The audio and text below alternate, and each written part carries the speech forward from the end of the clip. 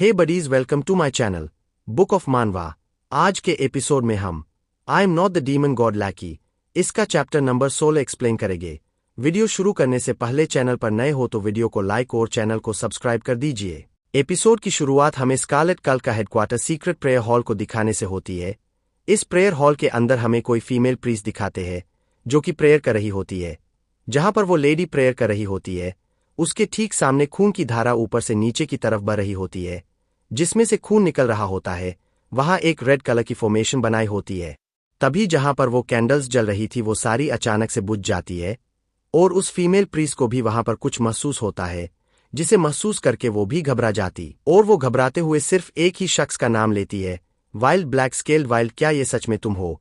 उस प्रीस्ट के ठीक पैरों की नीचे वाली जगह पर एक गड्ढा बन जाता है, जिसे देख वो लेडी कहती है, आखिर ये कैसे पॉसिबल हो सकता है? और तभी अचानक से उस गड्ढे वाली जगह पर एक स्प्लैश धमाका होता है और अगले ही सेकंड वो छोटा सा धमाका एक बड़े धमाके में चेंज होकर बूम बूम ब्लास्ट हो रहा होता है। धमाका इतना पावरफुल होता है कि वो अपने आसपास के एरिया को भी बुरी तरह से शटर कर देता है। धमाके की वजह से लेडी प्रीस्ट पीछे उड़ती हुई जाती है और जैसे तैसे करके वो खुद को संभाल लेती है, लेकिन उसे पावर एक्सप्लोजन की वजह से परेशानी भी हो रही होती है। हमें आसमान में उसी धमाके को दिखाते हैं जो चारों ओर फैल गया होता है। इतने खतरनाक धमाके की आवाज सुनकर लेडी प्रीस्ट के और भी साथी बाहर आ जाते हैं और कहते हैं, आखिर यहाँ ये सब चल क्या रहा है? सामने की तरफ देखने पर वो बंदा कहता है, लेडी मर्फी, आखिर यहाँ हुआ क्या है? जिस जगह पर वो सभी लोग खड़े होते हैं उनके ठीक सामने प्रेयर हॉल पूरी तरह से धमाके की वजह से डिस्ट्रॉय हो गया होता है और वहां एक बड़ा गहरा गड्ढा बन जाता है। सारा प्रेयर हॉल डिस्ट्रॉय होते देख कल के मेंबर्स कहते हैं, धमाका इतना बड़ा था जिससे पूरा सीक्रेट प्रेयर हॉल डिस्ट्रॉय हो गया। आखिर लेडी मर्फी कहाँ है? और चिल्लाकर कहते हैं, लेडी मर्फी, क्या आप ठीक है? दूसरी तरफ मर्फी बड़े एक्सप्लोजन की वजह से बुरी तरह जख्मी थी और वो अपने लोगों को बोलती है, सब ठीक है, भगवान की दया से मैं अभी भी जिंदा हूं। और इसके साथ हमें एक और बात पता चल जाती है, ये लेडी ही वाइल्ड की दुश्मन मर्फी है, जो कि इस कल्ट की लीडर है। मर्फी सोचते हुए कहती है, आखिर ये इतना वाइल्ड और बेकाबू कैसे होकर फट गया? उफ, मैंने नहीं सोचा था कि मैजिकल स्पेल्स फोर्सफुली इंटरप्ट करने से वो इतना खतरनाक रिजल्ट देगा। और मुझसे आखिरकार गलती कहाँ पर हुई? मर्फी के सामने एक बड़ा सारा क्रोकोडाइल जैसा दिखने वाला मॉन्स्टर का सिर पड़ा होता है और इसी पर ही मर्फी अपने मैजिक का इस्तेमाल कर रही थी, जिसकी वजह से धमाका हुआ था। फिर पास्ट में मर्फी का सीन दिखाते हैं जिसमें उसके पास कोई बंदा बात कर रहा होता है। ये कॉफिन, ये एक जादुई टूल है जिसमें मरे लोगों को दोबारा जिंदा करने की अनबिलाइबल शक्ति है, इसीलिए ये ज्यादा खतरनाक और फोर्बिडन टूल है। अगर हम आपके कॉफिन का इस्तेमाल वाइल्ड के प्यारे स्टूडेंट चार्ल्स को वापस लाने के लिए कर सके और वाइल्ड के करीब पहुंचने के लिए उसे अपनी कठपुतली बना ले, तो आपका इस बारे में क्या कहना है? मर्फी मुस्कुराते हुए जवाब देती है, ऐसा लगता है कि आप मेरे मैजिकल कॉफिन टूल के बारे में काफी कुछ जानते हैं।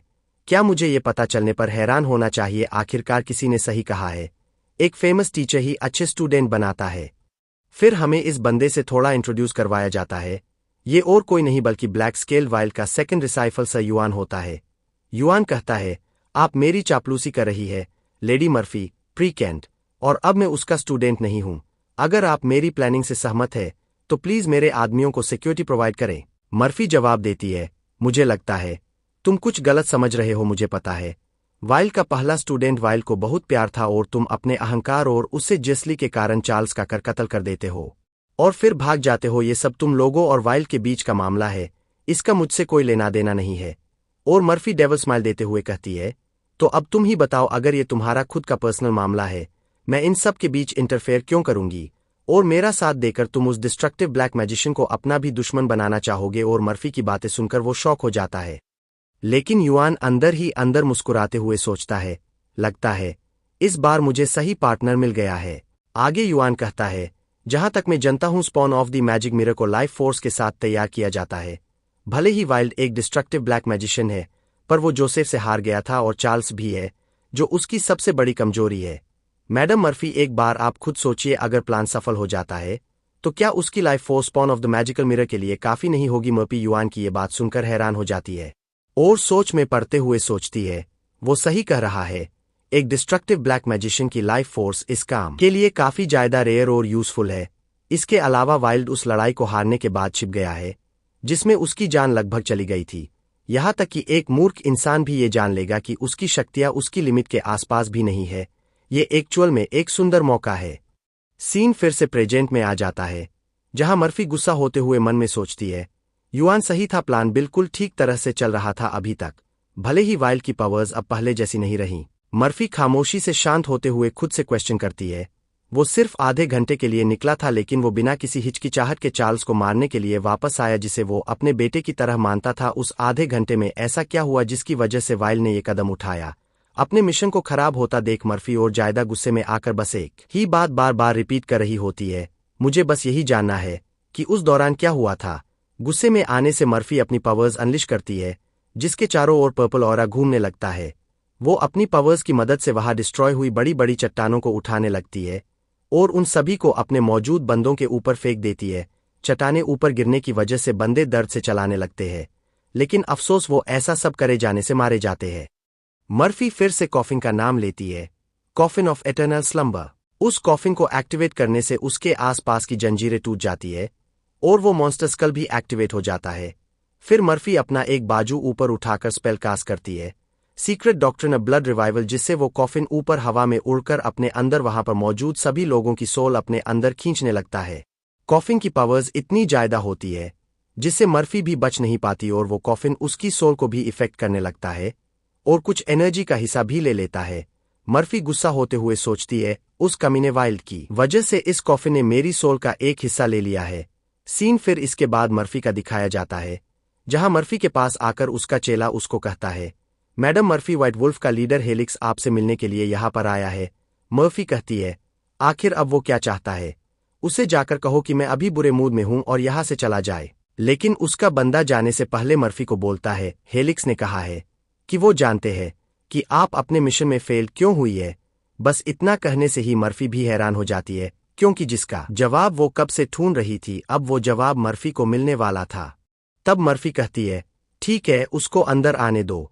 हेलिक्स अंदर आकर मर्फी को रिस्पेक्ट शो करता है और सिर झुकाकर बोलता है, लेडी मर्फी, आपसे मिलना मेरे लिए काफी ऑनर की बात है। मैं कई बार आपसे मिलने की तलाश में आया, लेकिन कोई फायदा नहीं हुआ, लेकिन आज मेरी इच्छा पूरी हो जाने से मैं बहुत ज्यादा खुश हूं। मर्फी कहती है, हेलिक्स, इधर उधर की बातें मत करो, मुझे ये बताओ कि तुमको किस बात पर विश्वास है, कि तुम जानते हो कि मैं मिशन में फेल क्यों हुई, और ये भी मुझे बताओ कि तुम हंस्टर्स के इलाके से क्यों भागे इससे पहले चीजें और बिगड़ जाए। अगर तुमने अभी अच्छे से मेरे सभी जवाबों को सही आंसर न किया।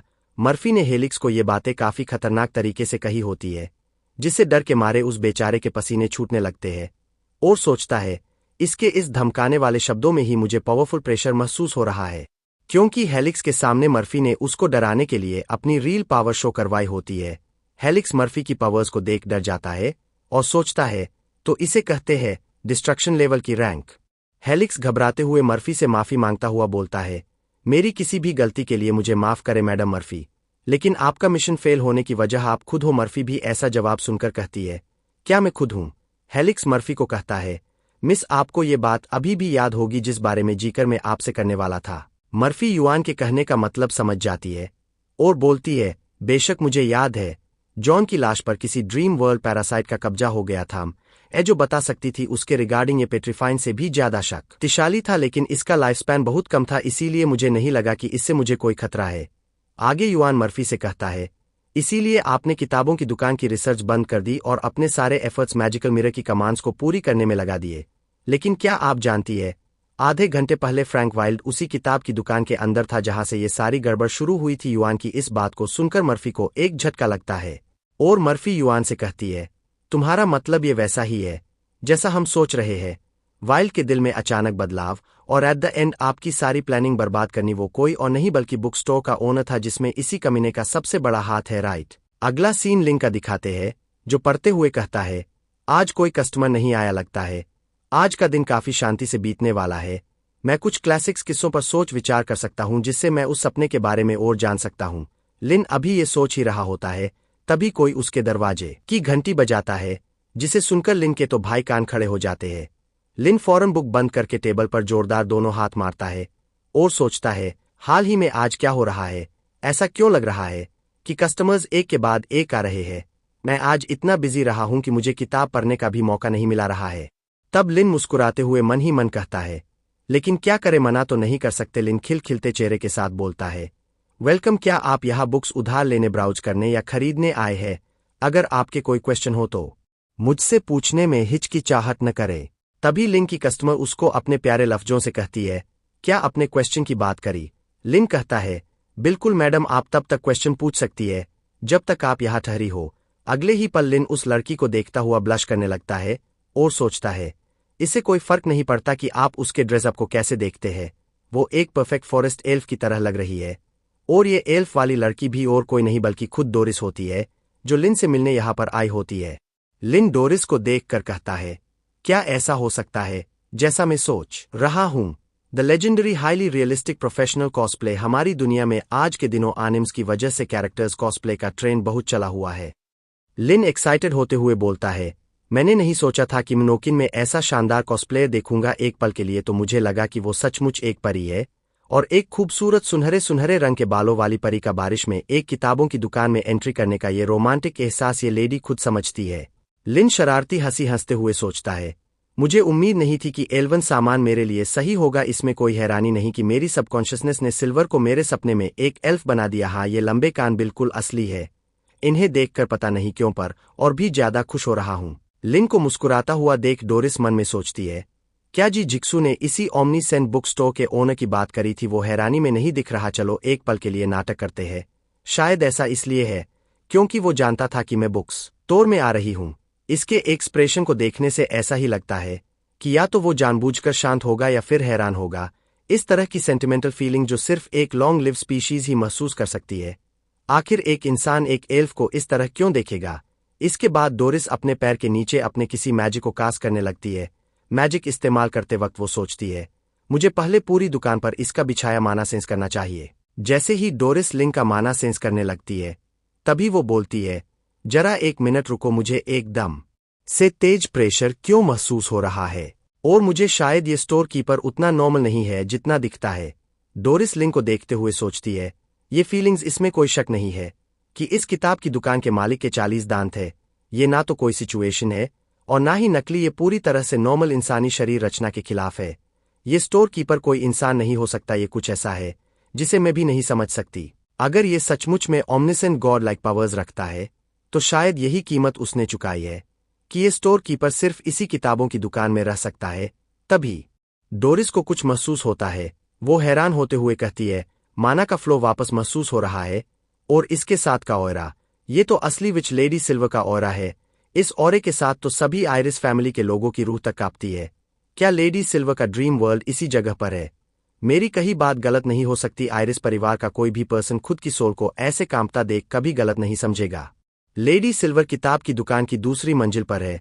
मुझे मोटे तौर पर सिल्वर विच के सपनों की दुनिया का आभास हुआ।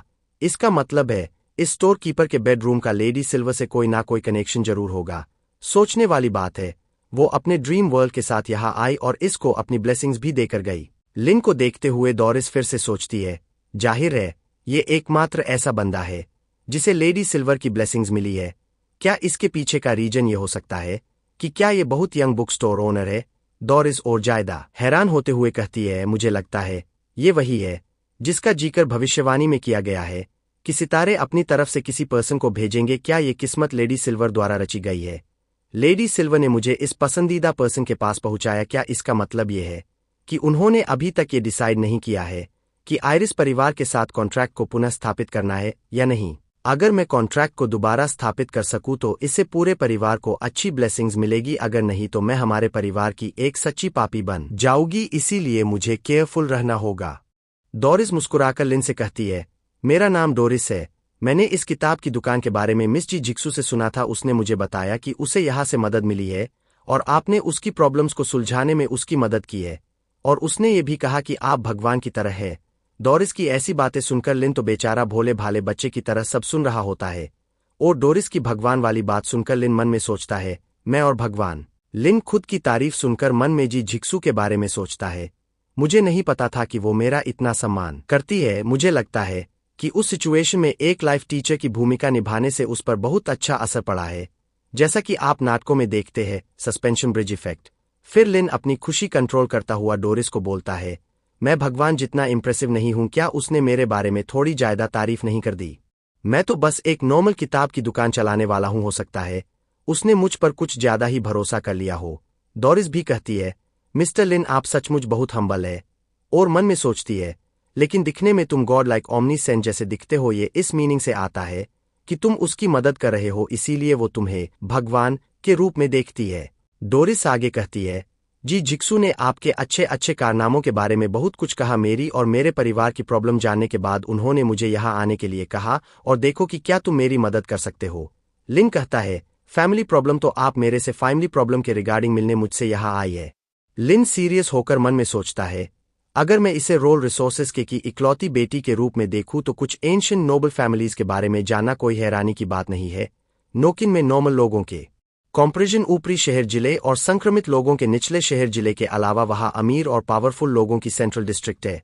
सभी एंशियंट नोबल फैमिलीज वहां रहती है। तो ये कस्टमर एक ग्रेट लेडी है। कोई हैरानी नहीं कि उसके पास इतनी हाई क्वालिटी वाली कॉस्प्ले पहनने के लिए पैसे है। फिर लिन और जायदा मन ही मन मुस्कुराता हुआ सोचता है, सभी नए कस्टमर ज्यादातर पुराने कस्टमर द्वारा ही भेजे जाते हैं। ऐसा लगता है कि अब तक मैंने उनके साथ जो रिश्ते बनाए हैं वो आखिरकार रंग ला रहे हैं। ये मेरे लिए अच्छी बात है। अगर मैं उन्हें कुछ और बार इशारा करूं तो मेरा बिजनेस और अच्छा फल फूल जाएगा। लिन डोरिस को कहता है, मुझे लगता है कि मुझे इस प्रॉब्लम का मैटर समझ आ गया है, इसलिए आपका मेन मुद्दा क्या है, आप प्लीज वो बताइए। लिन की बातें सुनने पर डोरिस सीरियस होते हुए मन में सोचती है, क्योंकि लेडी सिल्वर ने मुझे यहाँ आने का रास्ता दिया और ड्रीम वर्ल्ड भी यहाँ डिसेंडेड हुआ तो मुझे लेडी सिल्वर के इस भेजे पर्सन पर फैसला छोड़ देना चाहिए। डोरिस उठकर परेशान होते हुए लिन से कहती है, मैं एक एंशियंट फैमिली से हूं। सालों सालों तक मेरी फैमिली आयरिस की महिमा को अपने साथ लेकर चलता रहा, लेकिन अपने विश्वास का भरोसा खोने के बाद हम बर्बादी की तरफ जा रहे हैं और सपनों को ना जीने वाले बन गए हैं। हम अपनी फैमिली के अतीत को नया रूप देना चाहते हैं और आयरिस को एक बार फिर खिलते हुए देखना चाहते हैं, और मुझे उम्मीद है कि आपकी मदद जरूर मिलेगी। लिन डोरिस की बातें सुनकर मन में सोचता है, फैमिली के पास को फिर से एक नई शेप देना। लिन इसी के साथ शैतानी हंसी हंसते हुए कहता है, ऐसा लगता है ये मैटर मेरे पुराने प्रोफेशन के साथ जुड़ा है। मुझे उम्मीद नहीं थी कि मुझे इस दुनिया में नए लोक रीति रिवाजों पर शोध करने का मौका मिलेगा। लोक रीति रिवाज इसका व्यापक अर्थ है किसी जातीय समूह या सामाजिक समूह की अधिक स्थापित सांस्कृतिक परंपरा जो पीढ़ी दर पीढ़ी चलती रहती है। इसमें कला, रहस्यवाद, परिवार, ऐतिहासिक पुस्तकें, कैलेंडर सब शामिल होते हैं। जहां तक परिवार के प्रतीक का क्वेश्चन है, ये सबसे महत्वपूर्ण बात है जो रईसों द्वारा दी गई है। उसके परिवार ने एक बड़े परिवर्तन का अनुभव किया जिसके कारण वो धीरे धीरे अपना विश्वास खोने लगे। वो अपने परिवार के प्रतीक का अर्थ नहीं समझ सके जिसके कारण उन्हें नोबल फैमिली में अपना स्थान खोना पड़ा। अब ये चाहती है कि मैं उसके फैमिली की हिस्ट्री पता करूं, उसके फैमिली के इम्लेम का मतलब समझूं और इसकी फैमिली को फिर से अपने पैरों पर खड़ा कर दूं। लेकिन ये लाइफ की एडवाइस देने जितना आसान नहीं है, इसमें आपको भारी कीमत चुकानी पड़ेगी।